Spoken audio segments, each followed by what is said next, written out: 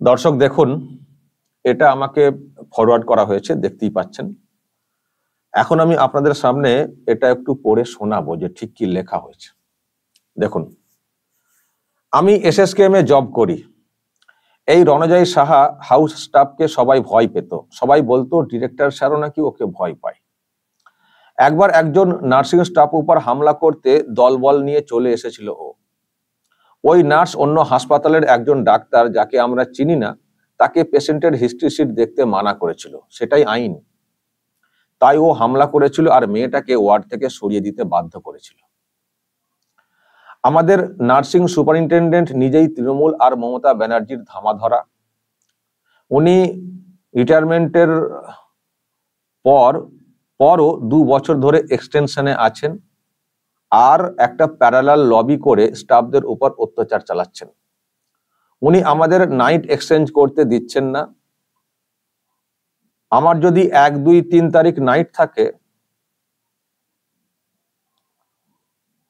দেখা গেল ওই সময় আমার বাচ্চার পরীক্ষা বা আমার আত্মীয়ের বিয়ে বা কোনো ইম্পর্টেন্ট কাজ থাকলে আমরা কাউকে এই নাইটটা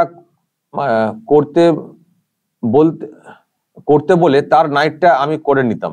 আচ্ছা, এই নাইটটা করতে বলে তার নাইটটা আমি করে নিতাম। সারা রাজ্যে এটা চালু আছে।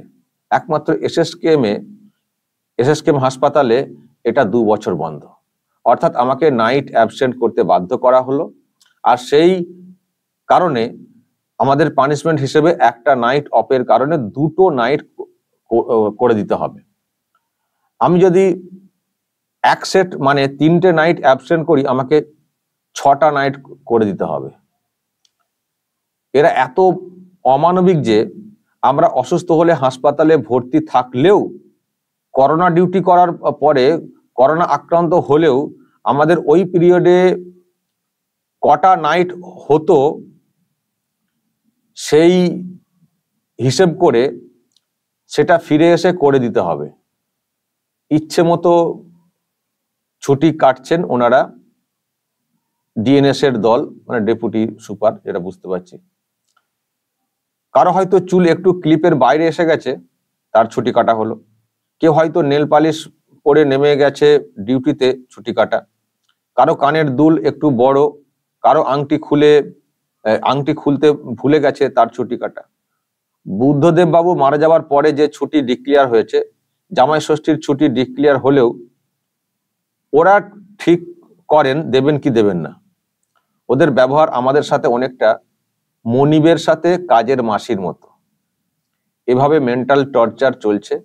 রোজ রোজ নতুন ফন্দি করে চলেছে কিভাবে আমাদের টর্চার করবে। যদি আপনি এটা নিয়ে একটা ভিডিও করেন, আমরা উপকৃত হব। দর্শক, এটা আমাকে পাঠানো হয়েছে। কি বলবেন দর্শক? ওনাদের বক্তব্যটা তো আমি পরিষ্কার পড়ে শোনালাম যে কিভাবে টর্চার করা হচ্ছে, এবং যিনি করছেন বা যারা করছেন তারা হচ্ছেন ওই শাসক দলের সব লোকজন। আর এই যে রণজয় সাহা, আমি কিন্তু ইনাকে নিয়ে একটা ভিডিও করেছিলাম, এই রণজয় সাহার কীর্তি নিয়ে। এমনকি উনি যে রুমে থাকেন হোস্টেলে, সেখানে মহিলাদেরকেও দেখতে পাওয়া যায়। বাড়ির লোক হোক আর যেই হোক, বয়েজ হোস্টেলে কখনো মহিলাদের অ্যালাউ হয় না ওইভাবে। মহিলাটা দেখছি যে শুয়েছিলেন, শুয়ে থাকা ছবি এসেছিল। সেই রণজয় সাহা শাসকের খুবই ঘনিষ্ঠ, যাকে এখানেও পরিষ্কার লেখা হচ্ছে যে ডিরেক্টর সাহেবও নাকি ওনাকে ভয় পান, এতটাই পাওয়ার, শাসক দল ঘনিষ্ঠ। তো তার কথা তো উল্লেখ রয়েছে, এবং সেই সঙ্গে যিনি সুপার, নার্সিং সুপার, যিনি মমতা ব্যানার্জির খুব ঘনিষ্ঠ, যেটা বলা হচ্ছে এখানে বলা হয়েছে ধামাধরা। জানি না কে লিখেছেন এটা, আমি জাস্ট এসছে আমি পড়ে শোনাচ্ছি। যাদের মানে ক্রস চেকের মানে প্রয়োজন, কেউ যদি মনে করেন ক্রস চেক করবেন, এটা তো পরিষ্কার বলে দেওয়া হয়েছে যে এসএসকেএম থেকে লেখা। তো চেক করবেন, যে ধরনের অভিযোগটা এসছে সেগুলো চেক করবেন। এটাকে আবার ফেক নিউজ বলে আবার কেস দেওয়ার চেষ্টা করবেন আরামবাগ টিভিকে, করতে পারেন সেই চেষ্টা, কিন্তু তার থেকে আমি বলবো ওটার চেষ্টা করুন যে অভিযোগটা সামনে এসছে সেটা সত্য কিনা, এই ধরনের মানে অমানবিক অত্যাচার নার্সদের ওপর করা হচ্ছে কিনা সেটাও দেখার প্রয়োজন রয়েছে। একটা মানুষের একটা নাইট ডিউটি ধরুন দেওয়া হচ্ছে, সেখানে সমস্যা থাকতেই পারে, বাচ্চার শরীর খারাপও হতে পারে, বাচ্চার পরীক্ষা বা কিছু হতেই পারে। তো নিজেদের মধ্যে যদি একটা আন্ডারস্ট্যান্ডিং করে তারা ডিউটিটা শেয়ার করে নেন, যে আমারটা তুমি করে দাও, তোমারটা আমি করে দেবো, তাহলে আমার কাজটাও হয়ে যাবে আর তুমিও ওই দিনে অন্য কিছু করতে পারবে। এটা তো নিজেদের মধ্যে একটা আন্ডারস্ট্যান্ডিং। যদি এটাও না কোনো করার উপায় থাকে, না তোমাকেই করতে হবে, না হলে পানিশমেন্ট, একটার বদলে দুটো ডিউটি করতে হবে।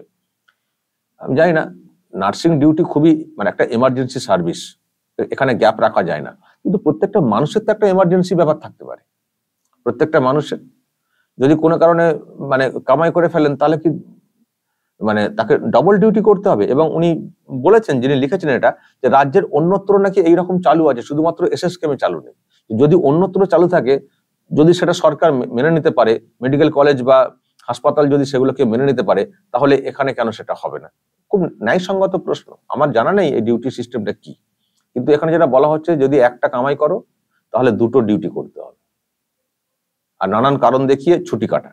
এখন ছুটি কেটে যদি মনে হয় যে আমাকে হাসপাতাল সচল রাখতে হবে, পর্যাপ্ত নার্স নেই, নানান সব কারণ দেখিয়ে, জানি না ওনাদের উপরে ওই রকম কোনো নির্দেশ রয়েছে কিনা যে বেশি বেশি করে কাজে লাগাতে হবে, যা আছে তাদেরকে দিয়েই চালাতে হবে।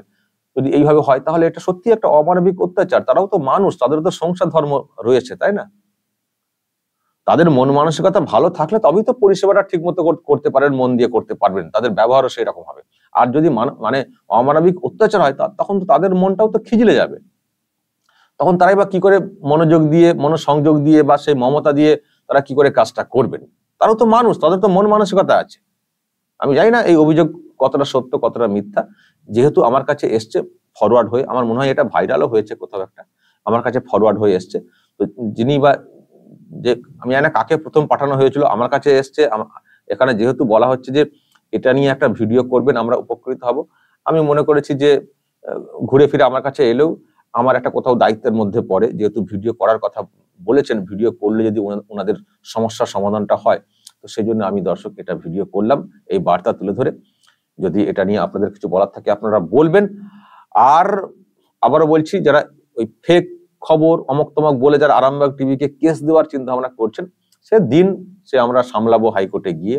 কিন্তু তার থেকেও বলবো যে ওই দিকটাতে নজর দিন, যে বয়ানটা সামনে এসছে সত্যি এইরকম হচ্ছে কিনা। কারণ নার্সিং স্টাফ খুবই গুরুত্বপূর্ণ একটা সার্ভিস, সেখানে তাদেরও মন মানসিকতা একটা ফ্যাক্টর, সেটার দিকেও নজর রাখতে হবে। তো সেখানে যদি এই রকম তারা এতটা অত্যাচারের শিকার হন, তো এটা কি করে চলতে পারে? ফলে সেদিকটাতেও নজর দিন। দর্শক বলুন যা বলার কমেন্ট বক্সে, নজর রাখবেন আরামবাগ টিভি।